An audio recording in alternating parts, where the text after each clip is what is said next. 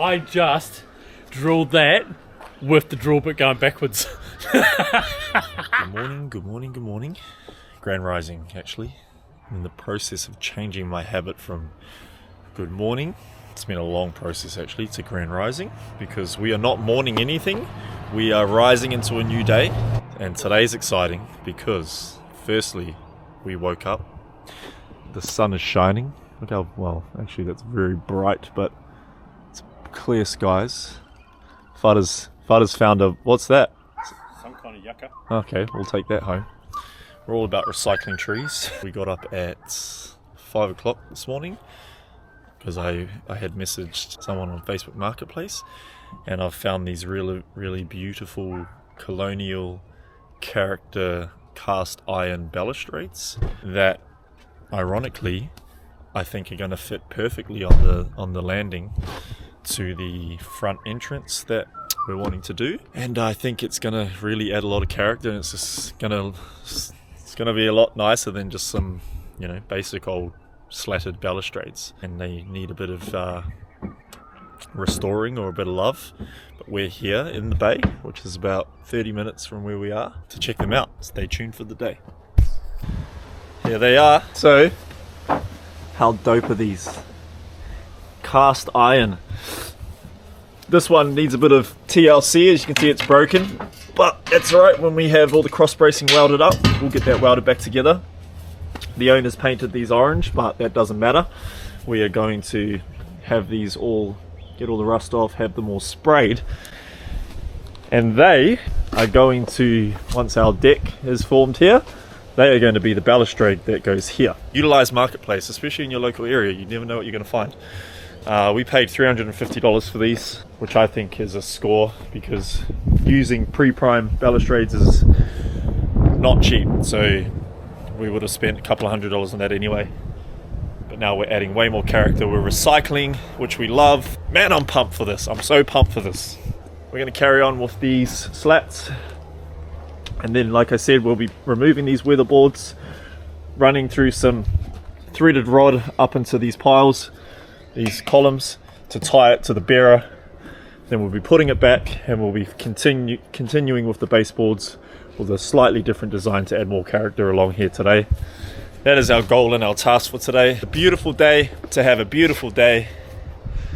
Apart from the cloud seeding these motherfuckers are doing. But hey, it's out of my control. Let's carry on.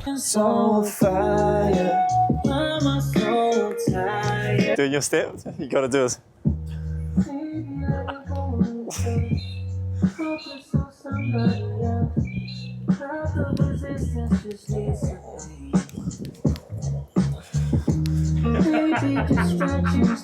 What about the paintbrush? Do your paintbrush. Nothing's on fire.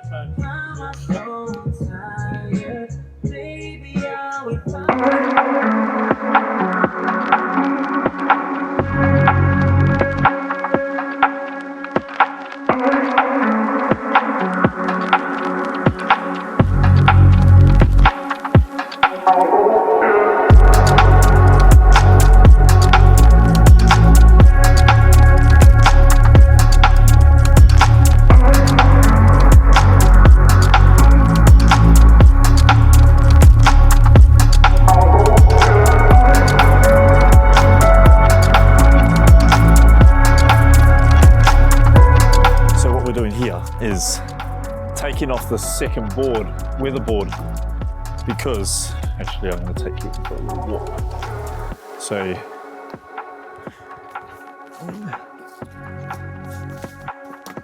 as part of the engineer requirements for the tie down upgrades, we need to be able to bolt this steel column to this bearer. And in this section of the house, which is this is the master bedroom, which goes to here, we don't have to pop off the weatherboard, because we can actually just get a drill bit in here and drill up through this, take this coach bolt out, come up through here, because the engineer requirements specify that we have to have one coach bolt and one threaded rod. So we've got a bunch of threaded rod over there. Carry on. What? Huh?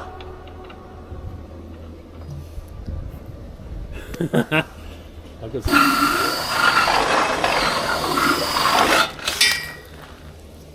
So Fada, Yes. you just said before we're doing a really tedious process. We're having to go through with a shorter drill bit first that gets you to here, then we have to change it over to a longer one to get it all the way through. Then we got to swap it over to a bigger one to fit our threaded rod through. And I'm just looking over at Dad's face. And when Dad's feeling the, oh fuck, oh I just swore, there you go, there's another dollar. He gets this real look on his face. It's like this, he's so worried. And he goes, anyway, managed to get it all the way through. The important part is to drill all the way through, and then that's just pilot holding for the thicker one that Dad's doing. And I got through 2 of them, and Dad's like, you through? You're amazing. And then he said, oh, thank God, I was beginning to think this was going to be a nightmare. And it was written all over his face. and look,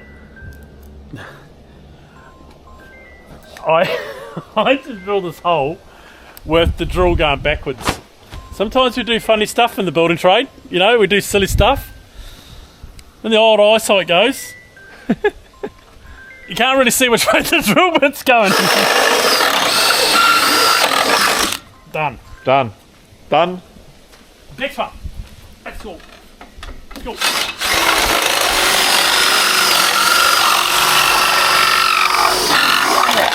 Done. Alright, I haven't done this one, so now I need to do it. Righto. So anyway, nothing to stress about. So this is the threaded rod. We took out the old coach screw and we've drilled up through. And what we're doing is we are tying the steel column through to the bearer, through to the bottom plate, as per the engineering tie down upgrades. And we'll do one of those on every single column. Only one is needed and the other one is a coach screw, coach bolt.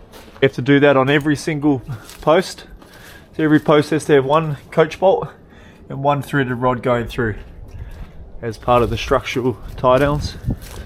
Now we'll be putting back on the weatherboard and then we'll be starting to frame in for our slats. And Mr. Fada? Let's get the weatherboards on. That's what I just said. Is that it? Yep. I just want the weatherboards on. Let's go. Yeah. Okay. Music. Music. Do you want to swipe this one away? Yep. Okay. Oh, yeah, that's right.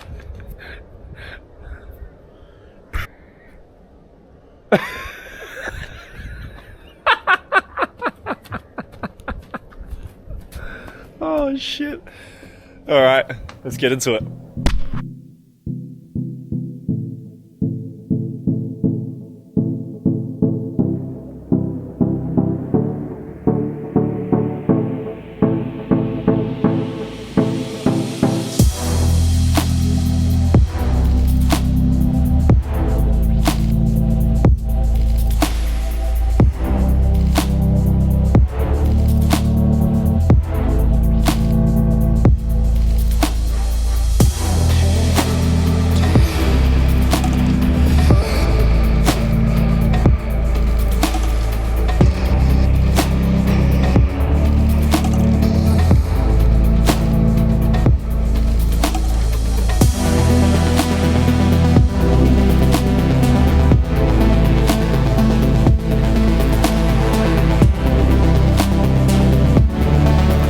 Tappers, if you're ever going into steel, they have heads like that. So I'm screwing this into the steel post.